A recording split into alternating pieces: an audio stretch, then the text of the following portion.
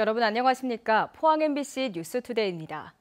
오늘도 대구와 경북은 초여름 날씨가 이어지며 가끔 구름만 많겠습니다. 당분간 낮에는 기온이 30도 내외를 보이며 덥겠는데요. 자세한 날씨 유아경 기상캐스터입니다.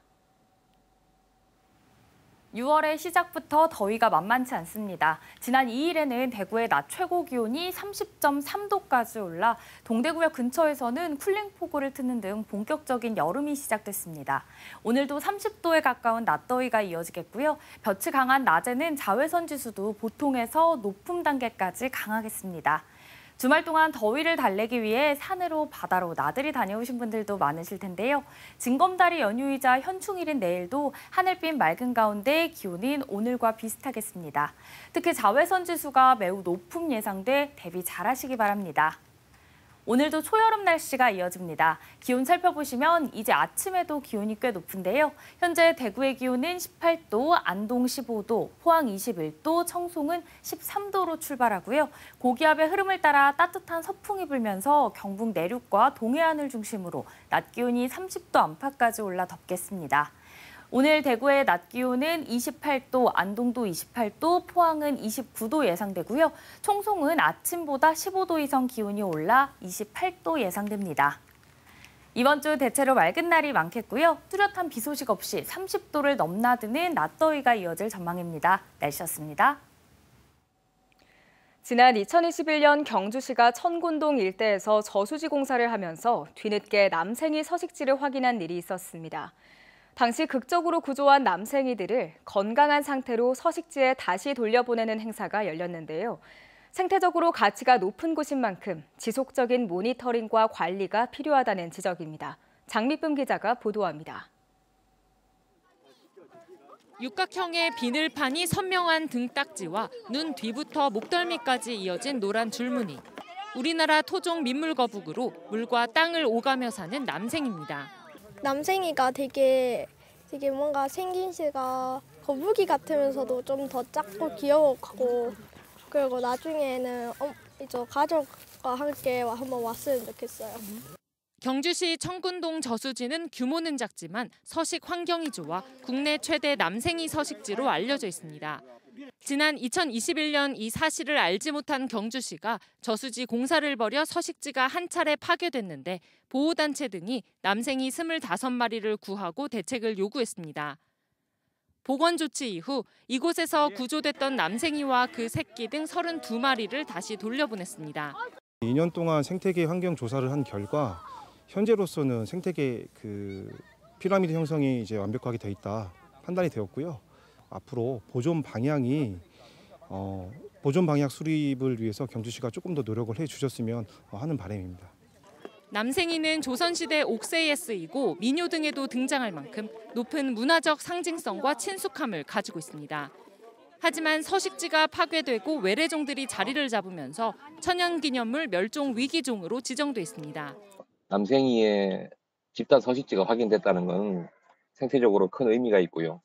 그리고 해당 지역에 대해서는 일회성으로 끝낼 게 아니고 잘 보호하고 지속적으로 개체군 모니터링을 해서 서식지 관리를 적극적으로 할 필요가 있다.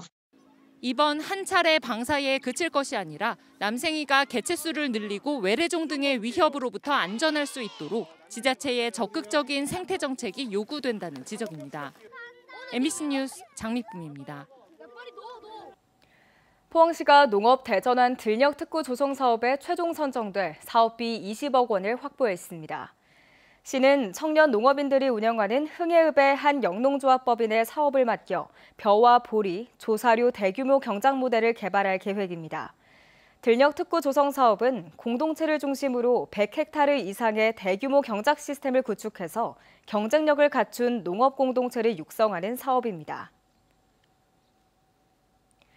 남녀가 만나 결혼해 가정을 이루는 것만을 이른바 정상가족으로 여기는 생각을 이제는 바꿔야 한다는 목소리가 나오고 있습니다. 정의당 장혜영 국회의원이 다양한 가족의 형태를 인정하는 가족구성권 3법을 대표 발의했는데요. 법 제정을 촉구하는 기자회견이 열렸습니다. 보도에 권윤수 기자입니다. 주택을 사려는 사람이 가입하는 주택청약제도는 부양가족이 많을수록 높은 점수를 줍니다. 은행에서는 신혼부부의 대출 금리를 낮춰주기도 합니다. 대부분 사회보장제도의 혜택은 남녀가 결혼한 가정을 대상으로 합니다.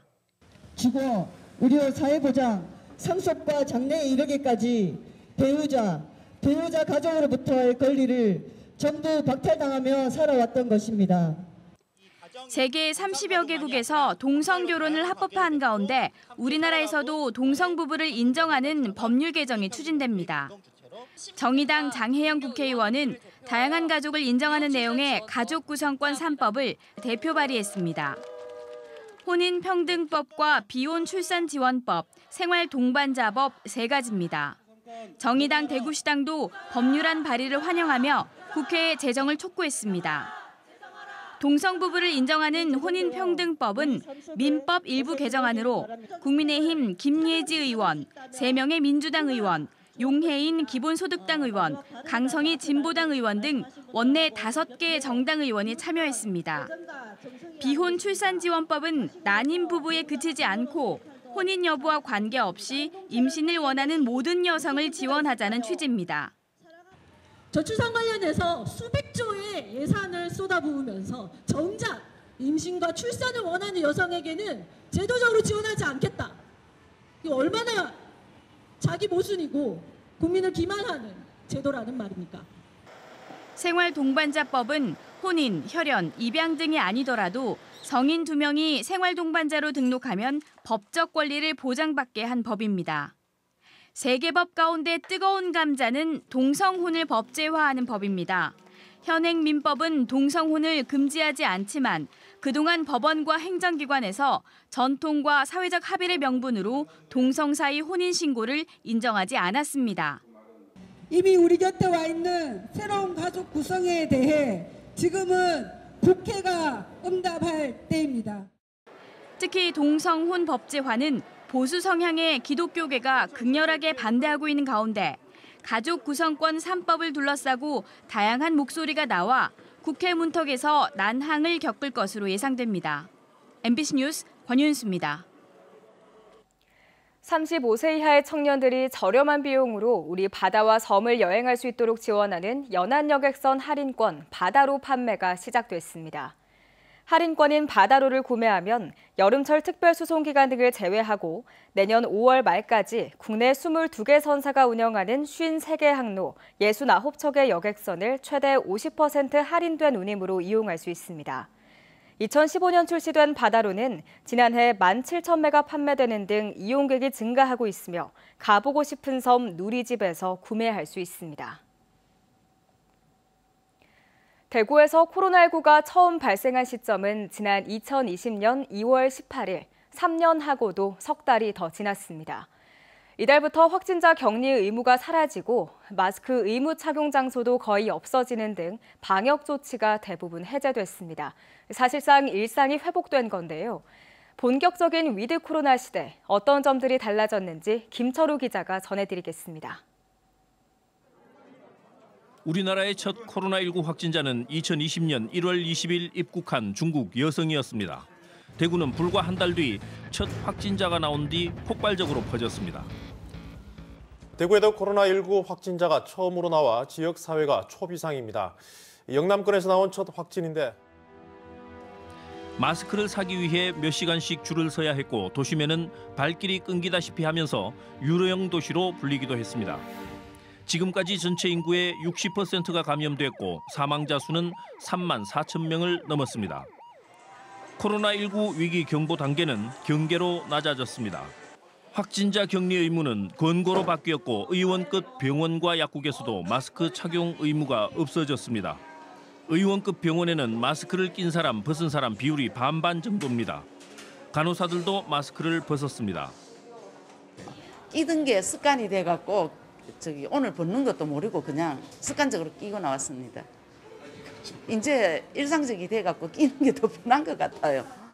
대부분 방역 수칙이 풀렸지만 병원급 의료기관과 입소형 감염 취약시설에서는 마스크를 착용해야 합니다. 하지만 마스크를 벗고 거리 두기가 완화된 탓인지 코로나 확진자는 최근 다시 늘어 매일 2만 명 수준, 대구 경북 각각 하루 1,000명을 넘나들고 있습니다. 이 때문에 마스크를 계속 쓰는 사람들도 있습니다. 우리 특수한 직종인 사람은 제가 아프면 또 곤란하니까 저를 보호하기 위해서 그래서 이제 마스크를 끼고 있는 겁니다. 감염 취약자들은 더 조심해야 합니다. 코로나19가 사라지지 않은 상태에서 모두 마스크를 벗어버리면서 언제 어디서든 감염될 위험성이 커졌기 때문입니다.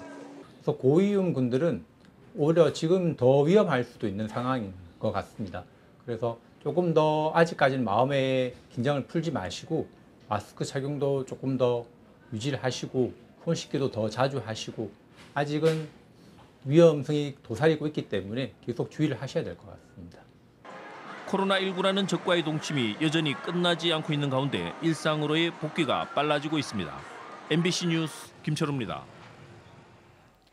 한국원자력연구원 양성자과학연구단은 양성자 가속기의 성능과 기능을 점검하는 빔 테스트 스탠드에 대한 시설 검사를 마치고 본격적인 운영에 들어갔습니다. 시설 운영으로 양성자 가속기 빔 제공 기간에 연구와 실험은 물론 전력 반도체 성능 향상과 원자력 재료 시험 연구 등이 가능해졌습니다. 지난 2013년 경주시 건천읍에 조성된 양성자 가속기는 지난해 말 기준 누적 운전 시간 3만 시간을 달성했습니다. 상주시 통합 신청사 건립을 두고 논란이 가라앉지 않고 있습니다. 반대 시민 모임이 출범식을 갖고 전면 재검토를 요구하는 활동에 들어간 반면 신속한 진행을 촉구하는 단체 성명도 잇따르고 있습니다. 보도에 김건엽 기자입니다.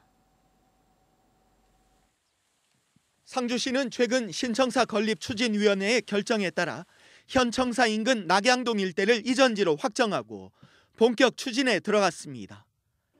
이와 동시에 통합 신청사 건립에 반대하는 시민연합도 출범식을 갖고 전면 재검토를 요구하고 나섰습니다. 절차상 문제가 있고 소멸 위험 속에 신청사 건립에 1,300억 원을 투입하는 건 맞지 않다는 겁니다.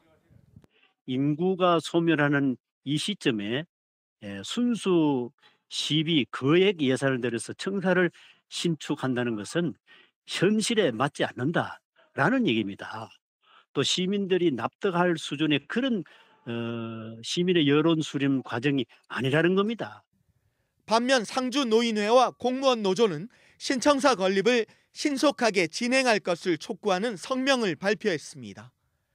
찬반 논란이 가라앉지 않는 상황이 이어지면서 강영석 상주시장은 담화문을 내고 민주적 절차에 따른 결정이었다며 통합 신청사 건립을 통해 도시 기능을 집중 압축하는 전략으로 발전을 모색하겠다고 밝혔습니다.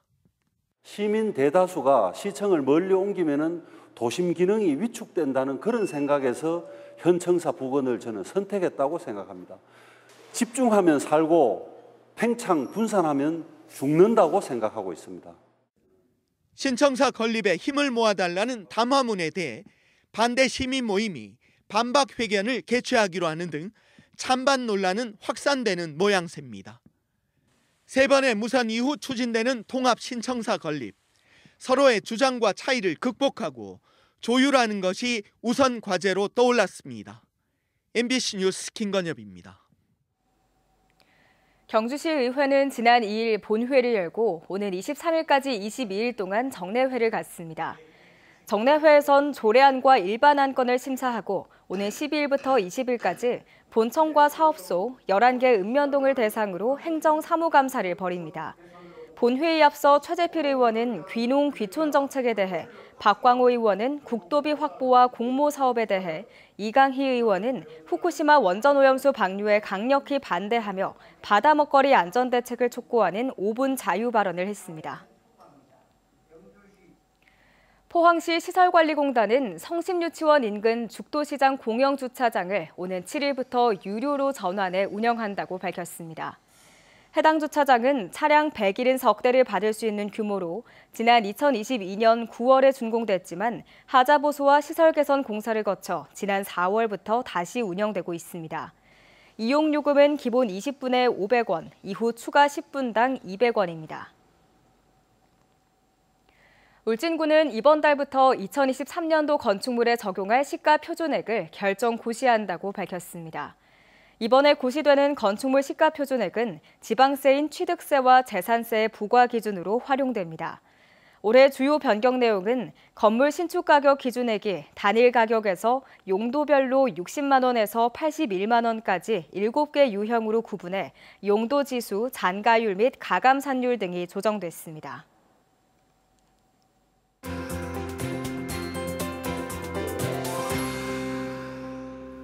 6월의 시작부터 더위가 만만치 않습니다. 지난 2일에는 대구의 낮 최고 기온이 30.3도까지 올라 동대구역 근처에서는 쿨링포구를 트는 등 본격적인 여름이 시작됐습니다.